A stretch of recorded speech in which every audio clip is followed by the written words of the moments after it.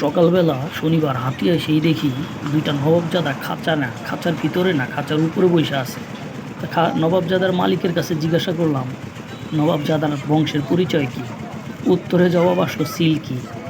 তা দেখতেও যেমন সিল্কি, নামও তার সিল্কি। মনে হয় শ্যাম্পু দিয়ে সবসময় গোসল করতে থাকে। প্রচণ্ড গরমের ভিতরে মুরগি দুইটা আশপাশ করতেছিল, কিন্তু তারপরেও অত্যন্ত সুন্দর লাগতেছিল। হাটের মধ্যে নজর কাড়ার মতো এই সিল্কি মুরগি দুইটা। পরে জিজ্ঞাসা করলাম যে এমন কুত্তার লোমের মতো লোম কেন মুরগির সারা শরীরে? পরে বলল এটার বংশটাই এমন। তারপরে নাকের উপরে দুইটা দুল দেখতে পাইলাম মুরগি দুইটার, অত্যন্ত চমৎকার। শ্যাম্পু দিয়ে গোসল করায় বিদায় মনে হয় এত সুন্দর ও চমৎকার রয়েছে মুরগি দুইটা। তারপরেই নবাবজাদারে দেখেন, নবাবজাদায় পুরা বংশের নাম ডুবাইয়া লাইছে, গোষ্ঠী মাইরা লাইছে পুরা।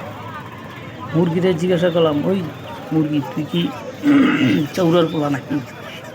এমনভাবে মুরগি চোখ ঢেকে গেছে, ওর মনে হয় জীবনে কোনো নাপিতের দোকানে বা সেলুনে নেয় নাই, অথবা ওরে চুল কাটছে এইভাবে।